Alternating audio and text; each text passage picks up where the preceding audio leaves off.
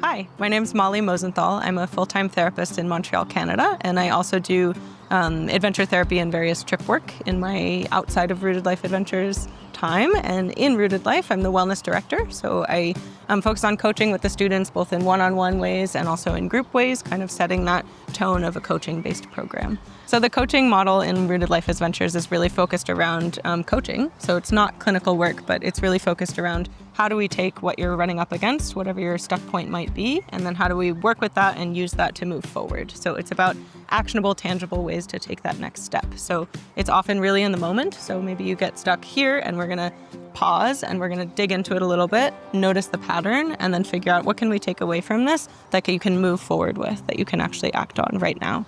So it's a little bit less about the why is this stuck moment happening and more about the how are we going to take this forward? How are we going to be resourceful with the skills that we have to take that next step? The live-in coach model really, really supports with this because often if they have a stuck moment one time, maybe in a bigger, more noticeable way, they're going to have it on a really micro level throughout the day, all the time. And so once you notice it once, you start seeing it quite a bit and they start seeing it quite a bit. So maybe it happens in this really major way and then we go home and we're making dinner and there's this kind of small moment of, oh, this feels familiar, this feels like a parallel line. And having that live-in model, I'm there and I'm making dinner with them and I can say, oh, look at that. And I can just give them a simple reminder of, hey, remember that skill we talked about? Right? And sometimes it just takes like an eye or a look or a gaze for them to kind of get back to, oh yeah, I have a skill that I can use, and then they can apply it. So it's not like, now I have to wait a week for another session where I can think about how to apply these skills. It's, oh, I remember that right there and I'm still in this environment where I can use that. Where we see success in students is if they really have that motivation on their own.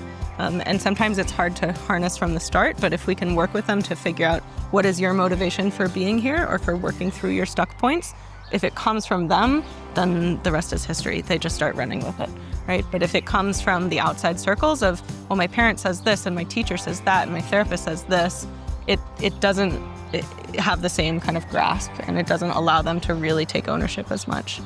But finding their own motivation is really, really key. So wellness days are once a week. We have half the day kind of set for dedicated time for students to meet with their at-home therapists or other providers that they are wanting to or needing to meet with. And then after that, we kind of move into a group sort of more targeted focus area. So we call it a wellness workshop. What it really is exploring a concept in a really fun and experiential way, and then figuring out how to map that onto what this means for me. So for example, we might play a game or do something lighthearted to dig into a certain concept. Maybe it's the concept of comfort zones and stretching ourselves, or maybe it's avoidance, or whatever the topic of the day may be. And then we kind of move a little bit more introspectively. So we say, okay, we explored that concept, we explored this pattern, and now we're going to turn inward and say, how can I apply this to myself? What does this mean for me? How can I find an actionable, tangible next step to use this new skill that I've learned and then put that towards my next steps in my own life? Something that I think a lot of students really experience in this program is a sense of kind of social safety. So some of them, that they come in with that as a targeted goal of, I want to work on social confidence or social anxiety. But a lot of them, even if that isn't a targeted goal, they do feel that sense of, we are a family, we are kind of a unit, and we're all here kind of supporting each other with our own individual goals, but also this common goal of kind of moving forward and stretching ourselves in a different way and finding a path that we didn't already have or that we might not quite be on yet.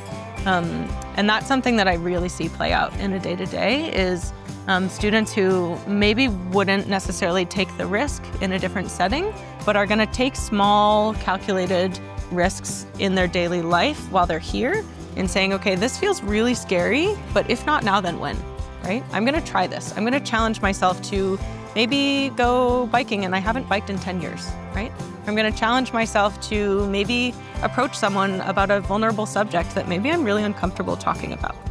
But taking those kind of calculated risks in next steps or kind of trying on different ways of being and ways of relating, I think is a really big thing that a lot of students experience here.